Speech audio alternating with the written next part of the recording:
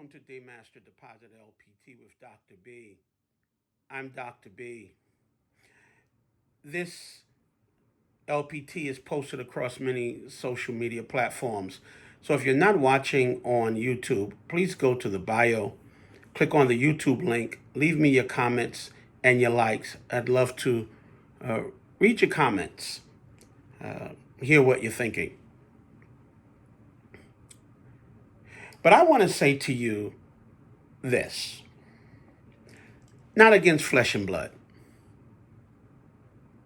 Not against flesh and blood. What are you talking about, Dr. B? Paul says in Ephesians 6, we are not fighting against flesh and blood enemies. He says, our fight is against rulers and principalities. We always hear this in such theological terms, rulers and principalities. But rulers and principalities is simply saying that our fight is against an order of angels. And we're not talking about people flapping and flying around with wings, but against cosmic forces, spiritual wickedness in high and heavenly places. That your fight is not against the flesh and the blood, but it is against the spiritual forces that seek your destruction.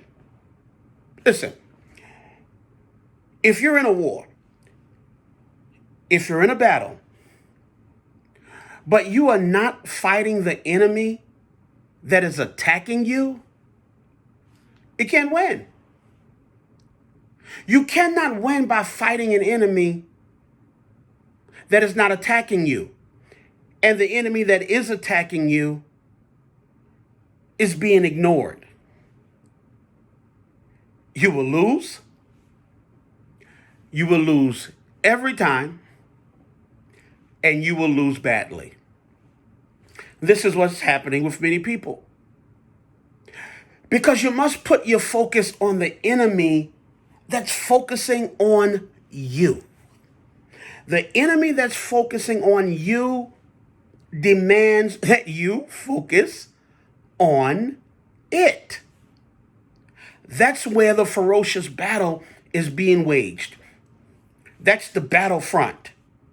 And you must put all of your forces, bring all of your energy to bear on the battlefront to fight the enemy that's fighting you. And your enemy is not the flesh and blood or the material makeup of the people or the things or the situations. Your enemy uses those things, uses people to attack you. But those things, those situations, those people, those are not your enemy. Your enemy is the principalities, that order of angels, that cosmic force that has set its sight on your destruction. Why? Because of your purpose. To stop you from living in the purpose of God for your life. It's not so much you that your enemy hates. It is your God, your purpose. Your purpose to live the life that God has destined for you. The demonic forces of evil that seek to kill your dreams, your visions, your hope, and destroy your faith. Principalities, wicked forces that invade your mental and spiritual space, because that is where your faith, your God, your determination dwells. That's where your God speaks into your mind's heart, to permeate into your spirit, to do the things that he's destined for you. I contend, personally, that the high and the heavenly spaces are not confined to the cosmos. It's not confined to cosmic dimensions. But the high and the heavenly spaces include your mind's heart. And the enemy is coming to attack into your mind's heart, to attack where your faith dwells, where you hear your God speaking, giving you your direction, your energy. Therefore, you must recognize that the weapons of your warfare, they must be formed and forged in your mind's heart. They're not carnal. In other words, they're not physical weapons. Stop fighting your sister with fists and words of negativity. Stop fighting your spouse or your brother or your siblings or your children or your parents or your neighbors with physical means. The enemy is using these things, fighting against poverty, but not employing your mind's heart. The enemy uses all of these things. These are his materials. He uses these things as weapons. He weaponizes these things against you to attack and destroy your purpose. But you must recognize that the weapons of your warfare, they are not these things. They are not the physical things made of flesh and blood and physical materials. They must be forged in your mind's heart. They're not carnal, but Paul says they are mighty. They're mighty. They pull down, they break, and they destroy the strongholds of your life. What are your weapons? They're not limited to, but they include faith. Faith in your God. Faith. Faith in yourself, in your ability.